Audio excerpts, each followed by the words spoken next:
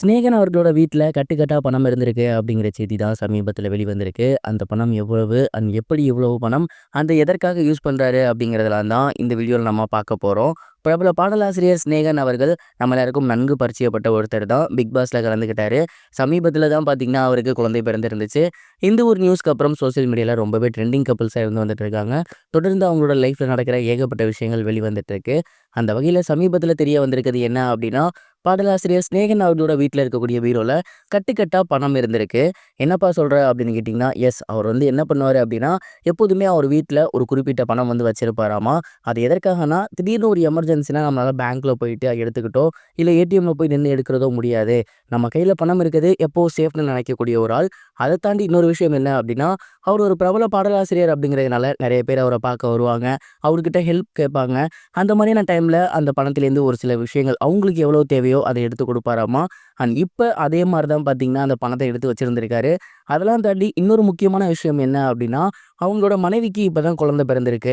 அந்த ஒரு டைம்ல பணம் அப்படிங்கிறது கண்டிப்பா நெறைய தேவைப்படும். அப்பலாம் நம்ம போயிட்டு பேங்க்லயோ, ஏடிஎம்லயோ எடுத்துட்டு இருக்கிறது வாய்ப்பே கிடையாது. டிரான்சாக்ஷனையும் நம்பிட்டு இருக்க முடியாது.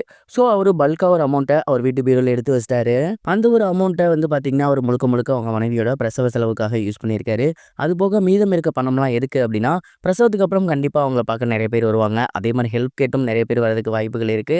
அப்படி அவங்க கேட்கும்போது, அவங்களுக்கு ஹெல்ப் பண்ணணும் அப்படிங்கிறதுக்காக தான் எடுத்து வச்சிருந்திருக்காரு. சிநேகன் அவர்கள் சின்ன வயசுல ரொம்பவே கஷ்டப்பட்டு இந்த இடத்துக்கு வந்திருக்காரு. ஸோ ஆரம்பத்தில அவருக்கு உதவி பண்ண ஆள் இல்ல. அதே கஷ்டம் நம்மள நம்பி வரவங்களுக்கு யாரும் இருக்கக்கூடாது அப்படின்னு தான் சிநேகன் அவர்கள் இந்த ஒரு உயரிய விஷயத்த ரொம்பவே சூப்பரா பண்ணி வந்துட்டு இருக்காரு இத்தனை வருஷ காலமா. இந்த ஒரு விஷயம் தான் இப்ப ட்ரெண்டிங்கா போய்க்கிட்டு இருக்கு. நீங்க இத பத்தி என்ன நினைக்கிறீங்க? உங்களோட தாட் என்ன அப்படிங்கிறத மறக்காம கமெண்ட் பாக்ஸ்ல ஷேர் பண்ணுங்க.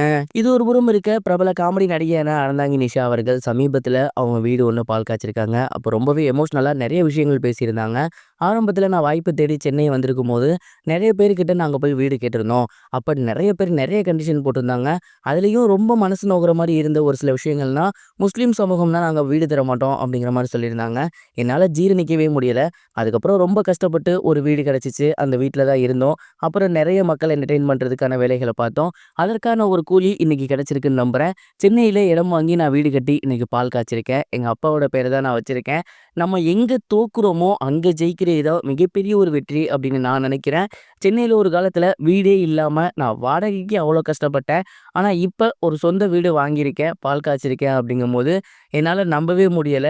இது எல்லாமே ஆண்டவனோட கிருபை தான் அப்படிங்கிற மாரி ரொம்பவே எமோஷனலா பேசியிருந்தாங்க. அந்த ஒரு வீடியோ இப்ப ரொம்பவே ட்ரெண்டிங்கா போகுது. அத பார்த்துட்டு அவங்களோட ஃப்ரெண்ட்ஸ் அண்ட் ஃபேமிலிஸும் சரி, ரசிகர்களும் சரி, அவங்களுக்கு வாழ்த்துக்கள் சொல்லி வந்துட்டு இருக்காங்க. இதுவரைக்கும் கனெக்டிங் டிவிக்கு சப்ஸ்கிரைப் பண்ணனா மறக்காம சப்ஸ்கிரைப் பண்ணிக்கங்க. உடனடி அப்டேட்ஸ் பெறுவதற்கு நோட்டிஃபிகேஷன் பெல்லையும் கிளிக் பண்ணிக்கங்க.